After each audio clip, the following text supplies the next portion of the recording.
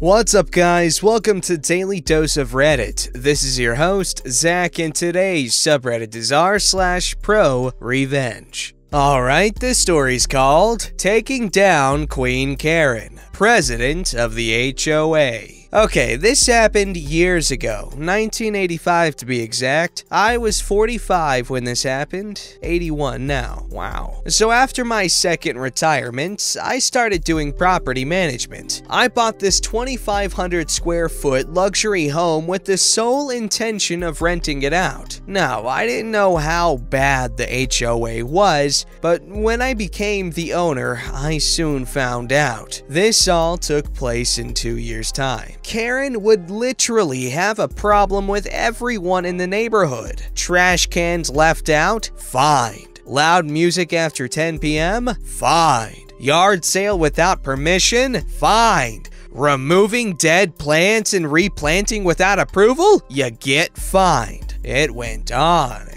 like this. Now, the community could run for the HOA board, but the HOA board chose the president. 6 out of the 10 members on the board liked Karen, so she always kept her job. Her husband was in the medical field, so he made a lot of money. It got to a point, too, where she was called Queen Karen in the neighborhood, and her dishing out HOA fines. Now, I used to go in person to collect the rent because the people that rented my house were good friends of mine. I did this for months, so I would park my car by the front of the garage. I and my friends were having some music on, but it wasn't that loud. Queen Karen came over driving her golf cart and said, "Excuse me? Yeah? You have to turn that music down. It's too loud." I told her that it was 8 p.m. and that music that's even loud can be played until 10. She wasn't having it and demanded that I do so. Now, my friends and I kept the music going, and we were enjoying ourselves. She proceeded to get angry and fined me. Now, most people would just take the abuse and pay the fine, but not me. I went to the HOA board, contested the fine, and won. From that point on, Queen Karen made it her personal mission to destroy me. She would complain and fuss about every little thing. I fought what I could, but I did end up paying for some of it. She also went after my tenants, which made things worse for me. I had a sit down with my friends one night to discuss the problem. When I parked my car, Queen Karen came over in her robe and said I have to park somewhere else. I did because I didn't want to start anything. We see her go back into her house and embrace a man that isn't her husband. We were being nosy and we came to the conclusion that she was cheating on her husband. Spoiler alert, she was. My friends and I told Queen Karen's husband. I'm sure he did some sort of investigation because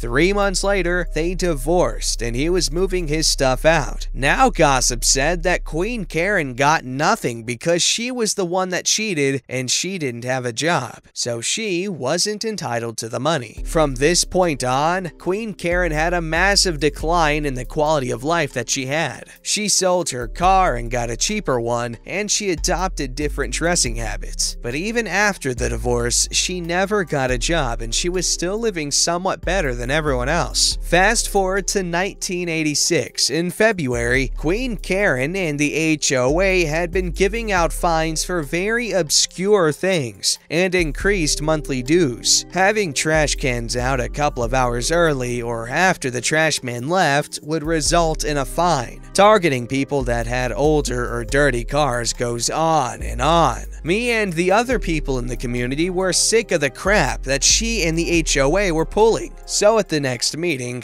we voiced our concerns. Queen Karen said that the community had been falling behind on repairs and that the dues and increases in fines were necessary, especially if people weren't maintaining their own property. She said that it was in the yearly budget report and that we should have read it. The other pissed off residents and I go and read the statement. Now, none of us read it because we take it as junk mail and disregard it, but we read the whole statement cover to cover. Queen had increased the HOA budget 15%, and where that extra money was going remained unknown. Cue the revenge. Karen was living off HOA fines and dues. The increase is because she was running out of money. She still didn't have a job, so she embezzled from the HOA so she wouldn't have to get a job. She gets busted. We call the police for her embezzling the money. She was charged with fraud and extortion.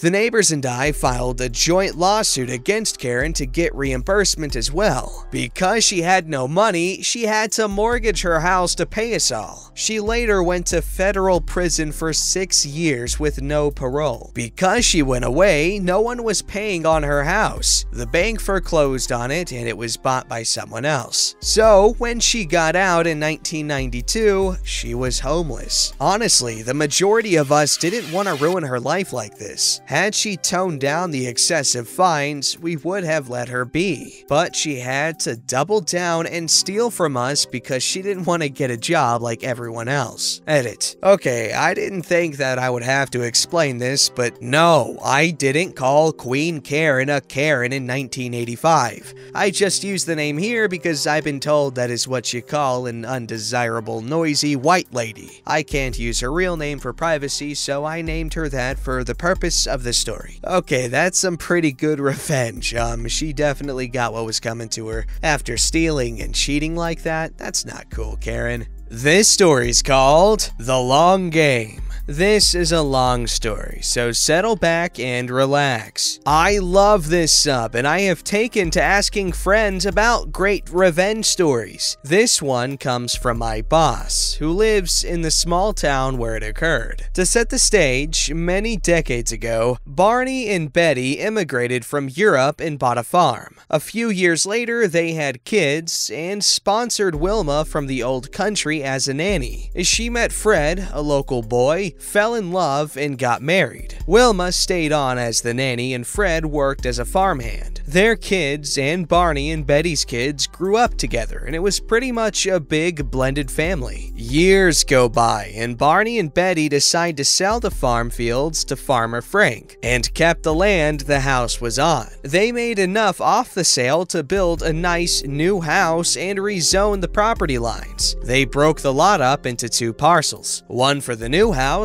and one for the existing house, which they gifted to Fred and Wilma as a recognition of their years of dedicated and loving service. Both houses shared a well and a septic field. More time went by. Barney and Betty passed away, and their house was inherited by their son, Bam Bam. Fred also passed away, and Wilma stayed in the house. She was an angel. Everyone in the town knew and loved her. She was like the town's grandmother. She was active in the church and liked nothing more than crocheting booties for anyone in town that had a baby. Sadly, Wilma passed away too, and her house was inherited by her daughter, Pebbles. She was well established in a nearby metropolitan city and made the decision to sell the house. And so it begins. To give you a better idea of the setup, here is a rough diagram. The parcel for sale is the yellow bit, which backs on to the protected parkland and is bordered by Bam Bam's land and Farmer Frank's fields. It was purchased by a builder from the city, which we'll call Dick. The name suits him. He wanted it for a country getaway, as he already had a place in the city. He got approval to improve the place, and his plans were to convert the barn into a multi-car garage with a man cave and an apartment in what was the loft. He started by tearing down the house, with plans to replace it with a bigger, more modern house. The house was torn down and the new build was started. The lower part of the yellow represents a very narrow driveway. Between that driveway and Farmer Frank's field was a drainage culvert. So the contractor started parking their vehicles on Bam Bam's lot. Bam Bam asked the contractors not to do it, but they didn't stop. So he approached Dick, and the conversation didn't go well. Dick was an entitled big shot, dealing with what he thought was a country bumpkin. To give you an idea, Dick once went to the local diner and asked for the wine list. He was aggressive and disrespectful, and this pretty much set the tone for all future interactions. Bam Bam had enough. these contractors' trucks were tearing up his ground. So one weekend, he built a fence along the border between his house and Dick's. It wasn't a complicated fence, he just got a buddy with a post hole digger on his Bobcat, sunk posts, and strung planks between them. This caused no end of trouble with the build. There was no room to park in the yellow for the contractors without getting in each other's way, and they couldn't park in the driveway, which was only wide enough for one vehicle at a time. Contractors were pissed off. They had a long walk from the road to the build site and had to carry tools and equipment back and forth. Either that or take turns dropping materials, waiting hours for the carpenters to finish unloading the lumber so the plumbers could unload the pipes. Dick was furious and came stomping over to Bam Bam, demanding that he dismantle the fence. Bam Bam told him to go to hell. Then a day later, Bam Bam saw that someone had removed some of the fence and the contractor trucks were back on his land. Okay, thought Bam Bam, let's play. The following weekend, Bam Bam irrigated the area where the contractors were parking. Irrigated it long and continuously. He probably had to get a water delivery to make it happen, as the well had a limited capacity. On Monday, the first contractor to arrive turned off Dick's driveway to go through the fence, and immediately sank up to his axles in mud. Did I mention that Bam Bam owned the local service station and knew every tow truck company within 100 miles? As it turned out, everyone they called was too busy to pull the truck out, and they had to call a tow truck from the city almost 2 hours away. You can see how the relationship between Bam Bam and Dick became somewhat less than neighborly. Time went by and Dick's house was completed. It was a low-maintenance setup with interlocking brick over the compound, tall hedges separating Dick from Bam Bam.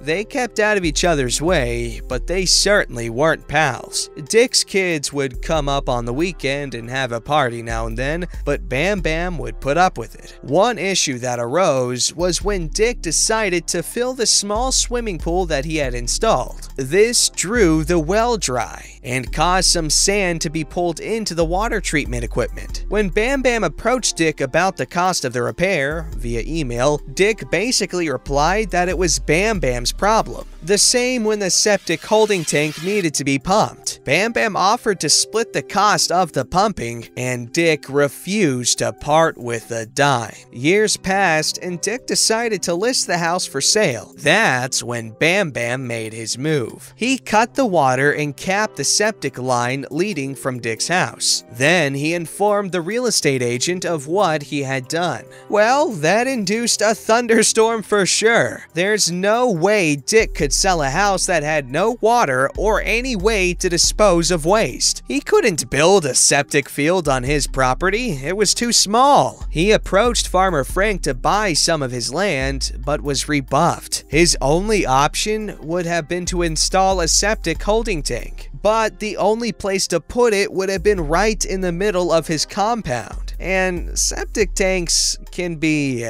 aromatic. It would also have meant removing the in-ground pool. Dick tried to argue in court that he was entitled to access the well water and the septic field, but Bam Bam won, arguing that Wilma and Fred were given water and septic as a courtesy, and that there was no contractual obligation to provide Dick either well water or septic access. There was nothing in the deed to Wilma and Frank that could be grandfathered in, and Dick's emails refusing to pay for maintenance to either system was the nail in the coffin. The property sat vacant and unusable for months. The price dropped through the floor, and the few people that expressed an interest in the property approached Bam Bam with varying offers of cash to restore service. Bam Bam declined. No offers were made to Dick for the house. Finally, Dick did receive an offer from a numbered corporation, an offer that was about a quarter of the asking price, as is with the statement that the buyer was aware that there was no water or septic service to the property. Without much choice, Dick accepted the offer, and that's how Bam Bam bought himself a beautiful modern country home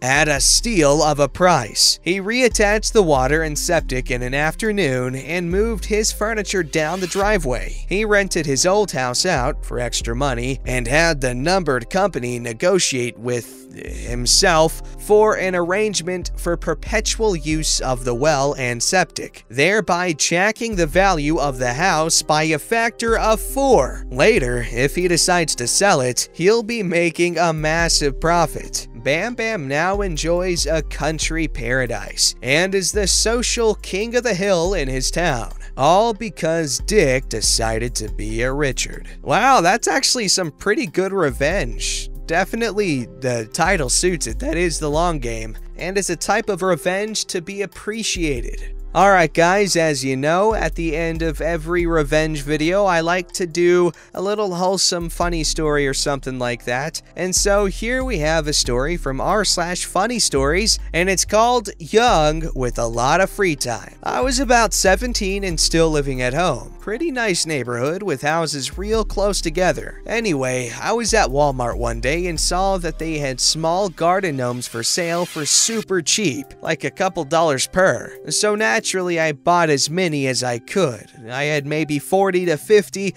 and had absolutely no idea what to do with them. A few days later, I was walking my dog, a pit bull boxer mix in the sweetest thing, and I passed a lady with a small dog. This little dog started barking at mine, and this lady freaking kicked my dog. I didn't know what to do, but I saw her rush home and go inside, and that's when I got an idea. Every night between 11:30 and 0100 or 1 a.m., I would walk up to her front door and put one gnome just right in their entryway. I'd get up the next day for school and sometimes see her look at it and throw it away. As the days passed, I got more creative and started hiding them or putting them in little scenes. One day I saw her and her husband yelling at each other, pointing at them. I am pretty sure I drove them insane, and it was well worth the money I spent. Don't kick my frickin' dog. Wow, who knew that'd be a revenge story too?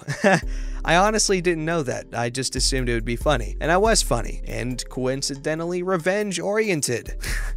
That's actually really funny and creative revenge. And I like how he bought the gnomes with no intention to use them for that beforehand, and he happened to find a use for the gnomes. That's the kicker here. Don't forget to like, subscribe, and hit that bell to never miss an episode.